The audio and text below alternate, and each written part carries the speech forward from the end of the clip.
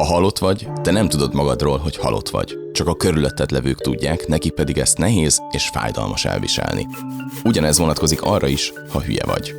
Ebben a telexikonban persze nem mi akarjuk megmondani, hogy ki a hülye és ki nem. Ehhez inkább tudományos segítséget hívunk. Carlo M. Cipollát, a UC Berkeley Egyetem professzorát, aki egy 1976-os esszéjében határozta meg azt, hogy mik az emberi hülyeség alaptörvényei.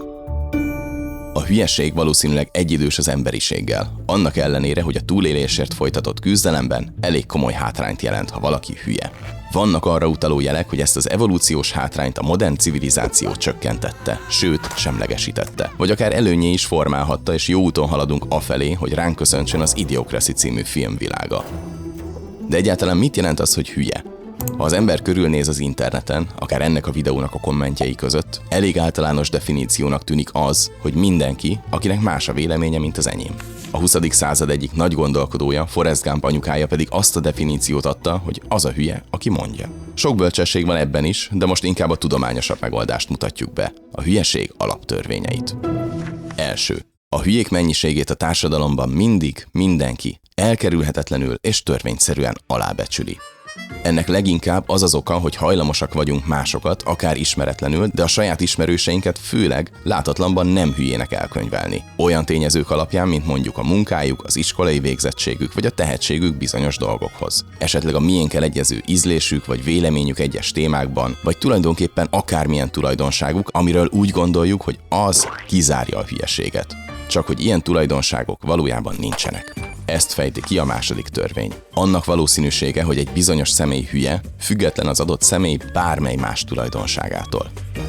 Vagyis egy ember hülyesége nem függ a nemétől, a korától, a bőrszínétől, a nemzetiségétől, a vallásától, a lakóhelyétől, az iskolai végzettségétől, a lábméretétől, a politikai meggyőződésétől, attól, hogy melyik foci csapatnak szurkol, a mákos vagy a diós beiglit szereti, és hogy ananászt tesz-e a pizzára.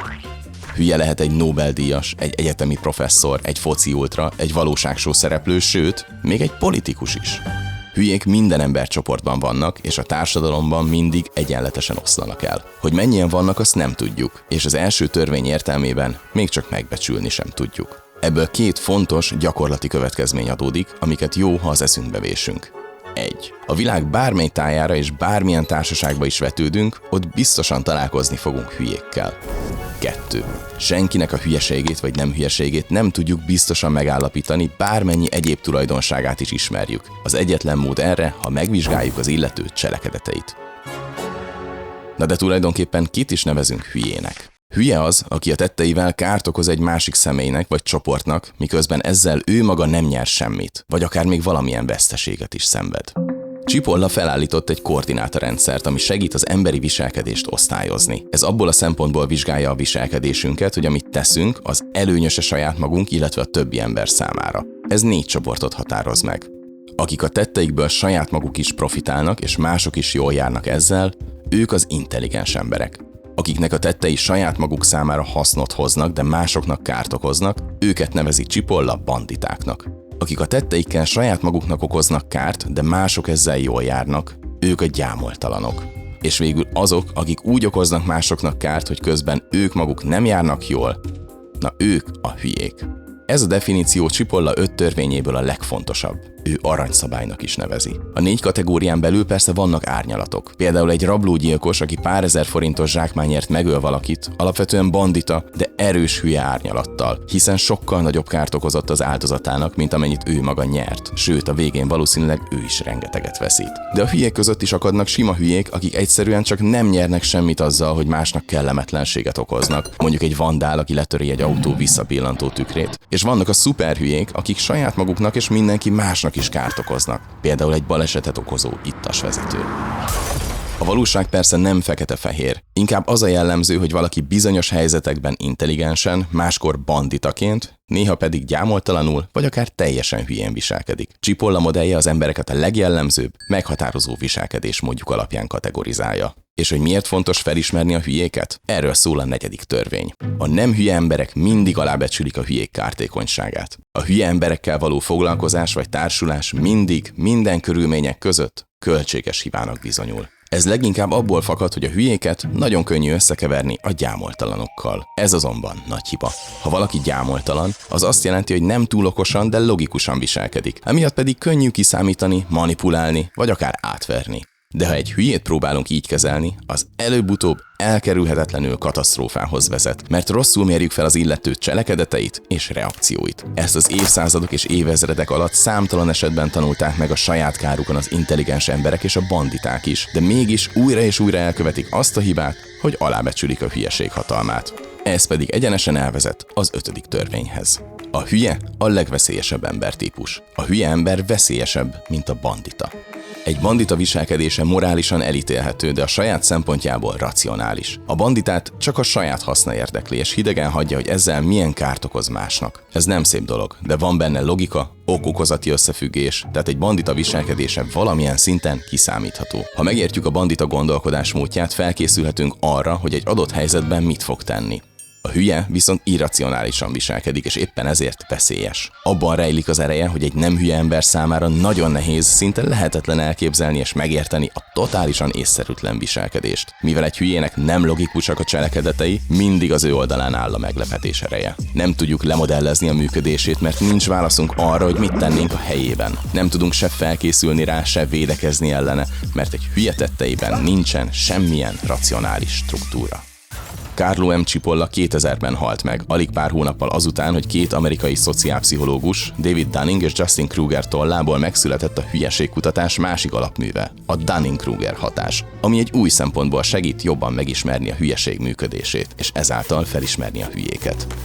Ez szerint az adott területen szélsőségesen inkompetens emberek nem képesek felismerni és felmérni a saját hiányosságaikat, és a náluk magasabb szinten állók tudását sem. Minél kevésbé értenek valamihez, minél kevesebb az ismeretük és tapasztalatuk a témában, annál inkább hajlamosak felülbecsülni a tudásukat. Vagyis a hülyék nem ismerik fel, és így nem is ismerik el sem a saját hülyeségüket, sem azt, hogy más okosabb náluk. Emiatt jellemzően nem hallgatnak a kritikára, nagy az önbizalmuk, és általában az esélyt sem adják meg saját maguknak, hogy fejlődjenek. Vagy ahogy Bertrand Russell, a híres angol filozófus fogalmazta meg, az a baj a világgal, hogy az intelligens emberek folyton tele vannak kételyekkel, a hülyék viszont mindig mindenben holtbiztosak. És hogy mi ebből a tanulság? Cipolla második törvényének értelmében a hülyék arányát nem befolyásolja sem idő, sem tér, sem a történelem. Ebből következően minden társadalmat ugyanúgy sújt a hülyék jelenléte. A sikeres és gazdag, illetve a hanyatló és lemaradó országokban is ugyanannyi hülye van arányaiban. Vagyis egy társadalom sikerességét nem a hülyék mennyisége befolyásolja, hanem a többiek, azaz a nem hülyék összetétele és viselkedése. Cipolla szerint egy virágzó és fejlődő, illetve egy hanyatló társadalom között az a fő különbség, hogy a rosszul teljesítő társadalmakban a nem hülyék hagyják, hogy a hülyék aktívabbak legyenek. Az intelligens emberek aránya lecsökken, a banditáké és gyámoltalanoké pedig megnő. A banditák és a gyámoltalanok a koordinátorrendszerben, a maguk negyedében elkezdenek a hülyék területe felé tolódni. A nem hülye népesség összetételének ilyen változása pedig felerősíti a hülyék romboló erejét. A történelmi tapasztalat az, hogy a sikeres országokban a hülyék csoportját kordában tartják az intelligens emberek. A hanyatló társadalmakra pedig az jellemző, hogy elszaporodnak a gyámoltalanok, és az ő segítségükkel hatalmi pozícióba kerülnek a hülyeség irányába tendáló banditák, vagy rosszabb esetben a nettó hülyék. Egy ilyen ország pedig, ahogy Cipolla fogalmaz, a pokolra jut. Most épp azon gondolkozol, hogy te melyik csoportba tartozol Cipolla koordinátorrendszerében? Van egy jó hírünk. Az, hogy egyáltalán felmerült benned a kérdés, a Dunning-Kruger jelenség értelmében arra utal, hogy valószínűleg nem vagy hülye. Ezt tudod még hangsúlyosabbá tenni azzal, ha feliratkozol a csatornánkra, és ha teheted, támogatod a Telexet.